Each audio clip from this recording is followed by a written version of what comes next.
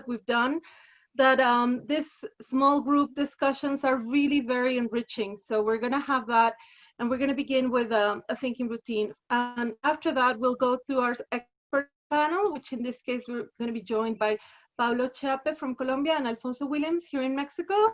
And finally, we're going to have a Q&A so that everyone can participate. We're asking you to please start typing questions during the first two parts so that we can, take up those questions during the Q&A. So don't wait until the Q&A. Please, as you are discussing, as you are discovering things, please set down your ideas and just write them down there so that at the end we can just very quickly filter some of them. We won't be able to look at and answer all of them because we want to be very respectful of the time. But we will try to, look over and see if there are any common questions and answer the most relevant ones. Okay, and of course these discussions continue on and on. And to begin with that, we wanted to start discussing this topic, which is really relevant and very important for this time. When we talk about the pandemic and we talk about distance learning and the virtual situation, we have students who some of them have thrived, as we discussed in previous forums, but some of them have really struggled. And a certain profile of students have struggled the most. And thinking a little bit about that reflection, we wanted to begin with this painting, which I invite everyone to look at closely. And this painting is done by a Buddhist whose name is Hakuin Ekaku. He is called Blind Men Crossing the Bridge. And as you can see, that bridge is a log over a river. So I want you to pay close attention to these people there, how they are crossing, their body posture, how they're dealing with this situation. And then try to connect this with the reality that we're going to be talking about when we talk about differentiation in education during this pandemic.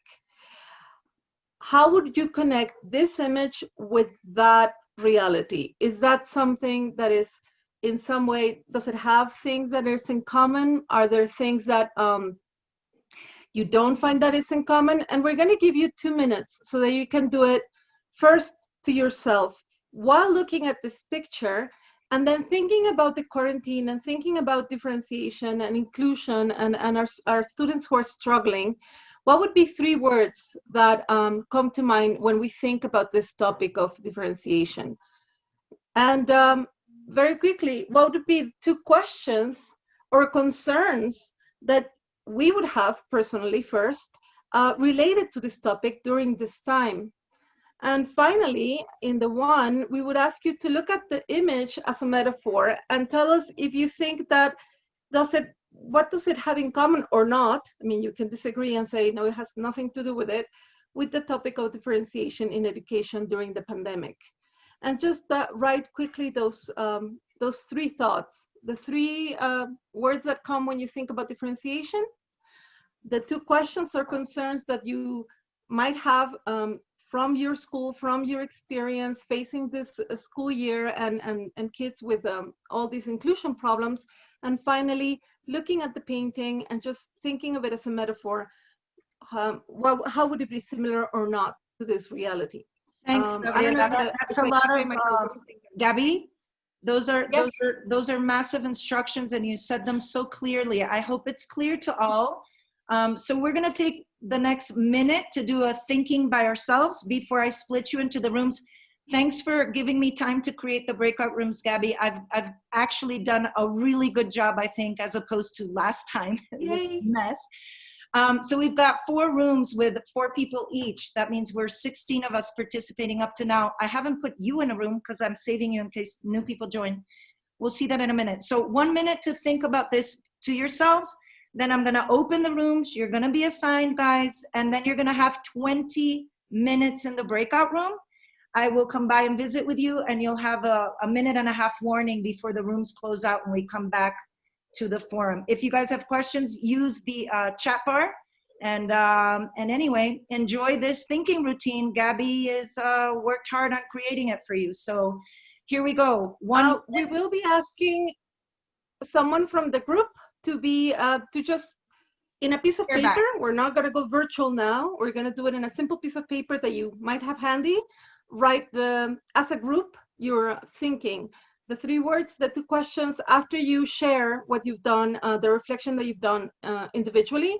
Share it, and then as a group, write those 3 words, 2 questions that you can agree on as a group, and your conclusions about the metaphor, and just take a picture and send it through the chat bar. You can just attach it as a document. You did assign somebody for as a leader, right, Andrea? Yeah, what I'll do is come visit you in your rooms to clarify, okay? So that we're not so confused, or we'll come and visit with you. And yes, we have a leader per room. So before we break out, in room 1, the leader is Alfonso. In room 2, the leader is Jenny Jenner.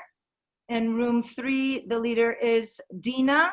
In room 4, the leader is Diego Sanchez, okay? So enjoy 1 minute before we break out. Thank you.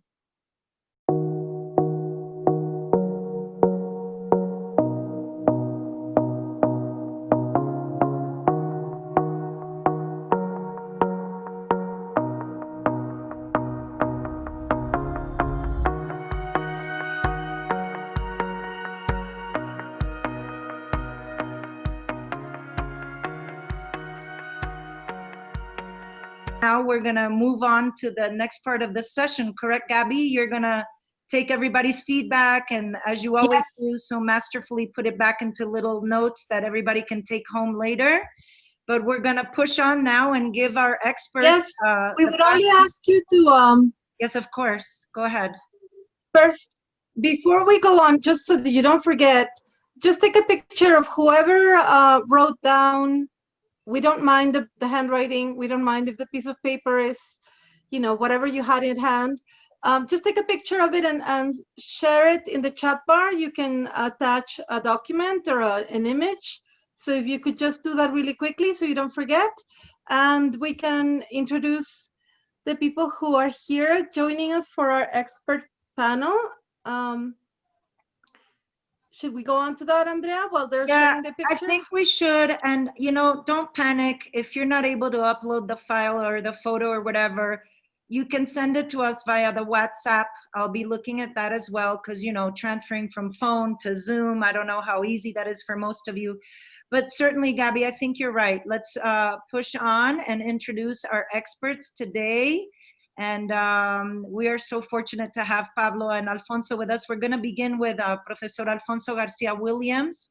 We're welcoming him from the Medici School today, and he's here to share with us so much of what he's already broken ground into this area of differentiation and learning in these unprecedented times. So, querido Alfonso García, bienvenido. Es un placer tenerte y adelante. Queremos escucharte. Please do introduce yourself. There's so much here to say about you. I don't want to miss any of it. So, adelante, Alfonso. Thank you, Andrea. Thank you, Gabby. We were already having very good discussions about the things we saw in this drawing, which ranged from talking about shadowing to leadership to monitoring students. And we all saw different things, yet lots of connections to inclusion. Thank you for the expert side of it. I consider myself a learner, and I'm passionate about inclusive education. And you might be wondering, 5.0, what do I mean by that? What's in between 0.0 and 5? I'll explain to you in a while. Let me start with this quote by Daniel Siegel. He highlights what's important in education today. And he says that as much as we should pay attention to reading, writing, and arithmetic, the 3 traditional R's of education, we have to look ahead and see the 3 R's which we need as they connect and enhance our brain growth and what he calls resilience, relationships, and reflection, the three R's of any good education today. He's an educator and a medical doctor, and he draws many connections with learning, the brain, and how these three R's connected in a good cycle. Thank you. Okay, so here we have a historical progression of inclusive education. And we thought we needed some conceptual grounding to begin with. If you go back to before the 19th century, and even during the 19th century, what was typical was exclusion, isolation, institutionalization. And it was not until the 20th century that we started seeing the beginning of special ed, which still exists and has contributed a lot to inclusive education, yet falls short in terms of becoming in terms of responding to what we need today.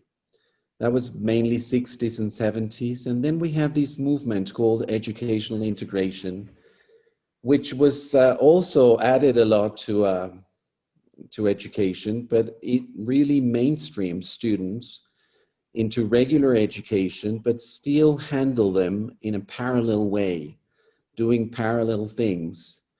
And it did help a lot, but it did not overcome this barrier of really educating children together and capitalizing this diversity. So 3.0 is when we have on the threshold of the 21st century, there is this movement forward towards social and human rights. And this is where the index of inclusion comes. I don't know if you've heard of Ains Keough and Tony Booth. And these two British authors really take full advantage of the paradigm of diversity and start a movement that includes a very detailed review of our schools, our systems, to see how we relate to each other, how we communicate, how we see human beings, and how we can bring everyone on board and appreciate and celebrate diversity. So this is really 21st century, although it began in the 90s. And finally, we have a 4.0. You will still be wondering what a 5.0 is. The 4.0 is what I call the remastered inclusive education. Why remastered? Because we have many good authors and very important research that comes to inclusive education and makes it even richer. I'll give you some examples.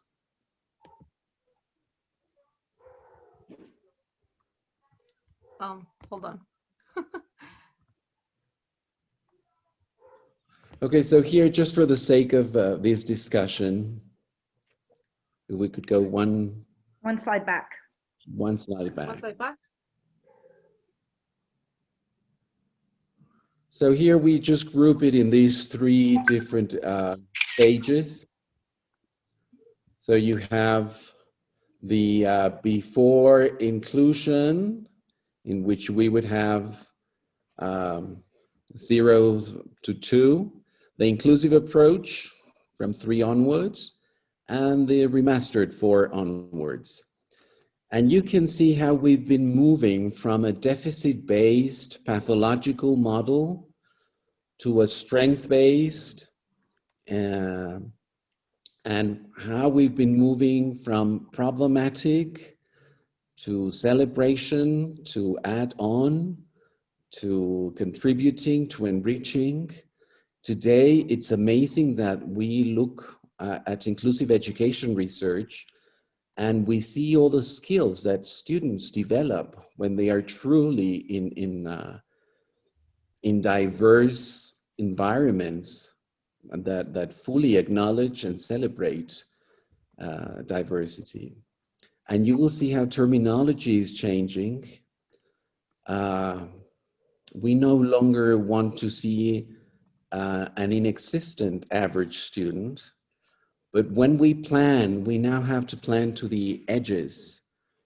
If you consider the struggling students and the students who excel, and you start with this consideration in mind, you have many more chances of bringing everyone on board than if you think about like a textbook, if you think about an inexistent average student. So look at the words that come in inclusive approach, mindset. Again, for example, Carol Dweck is an author who launched her theory in the 60s, but then it was remastered in the 21st century with all the neurosciences. And it brings so much, it shows, it proves scientifically that when you have high expectations, when you are in the learning mode, in the improvement mode, when you start with effort, things can change a lot and you can grow. Look at the things that come in the 4.0. We talk about variability, neuroplasticity, relationships, well-being, resilience, reflection. And you will see that in the 4.0, UDL comes along, which has some differences with differentiation. We will talk about that in a while.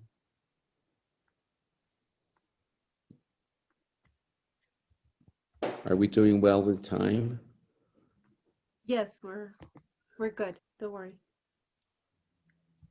Okay, so recently we were discussing about differentiation and how it relates to inclusion. We always say that differentiation is inclusion in practice. It is based on all the principles of inclusion, but it is more a pedagogical approach, I believe. A pedagogical approach that needs to start with getting to know your student. That's the departing point. As opposed to universal design, in which you design for everyone. You have everyone in mind. And we will see that differentiation has to do with choice, with learning profile, and of course, formative assessment, feedback, decision-making all the time, keeping it flexible. And just before we move on to the other slide, it's very important that we see that purple square. Inclusion is not about lowering the level. That's for people who haven't studied inclusion. Inclusion is about lowering the barriers and acknowledging that barriers are all over, not just in the student. They are in our culture, in our beliefs, in the school, in the building, in the books. So it's very important that we take that consideration in mind as we move to the next slide, please.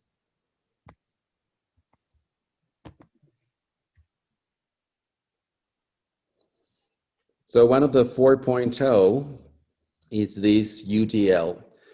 UDL is relevant because if you see from this slide, when we talk about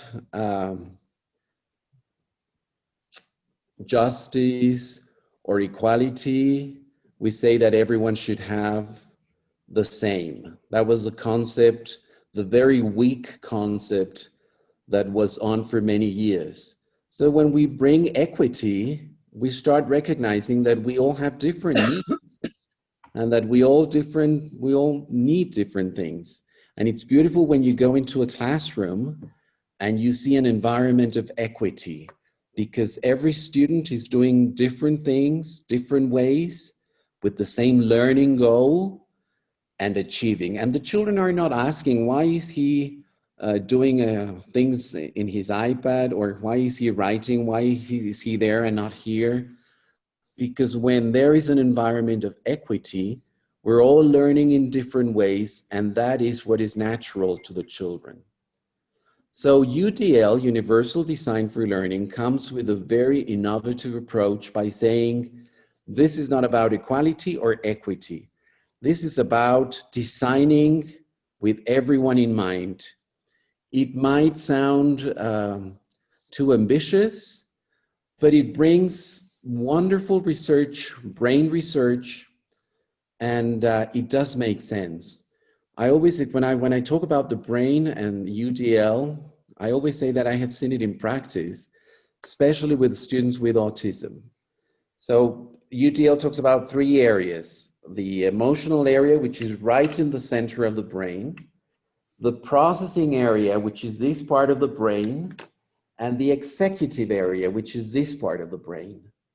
So very often we see students on the spectrum who are very good at processing information. They have their own channels, they bring information here, but the output or the outlet, the executive area, is compromised. And so they can think, we know they are clever, we know they are making their own hypotheses, but we cannot expect them to sit and write on an exam when we request it, because we have to understand how the brain works.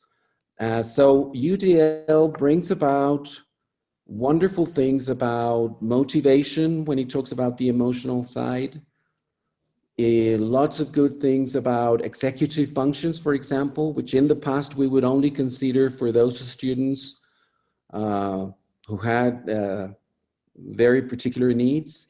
And it's like a checkpoint, but it is a theory, and it's a very inclusive theory, and it has added a lot. When you start working with it, you improve your level of teaching and excellence.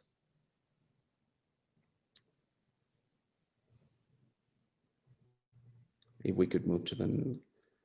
So you might be wondering again, where is a 5.0?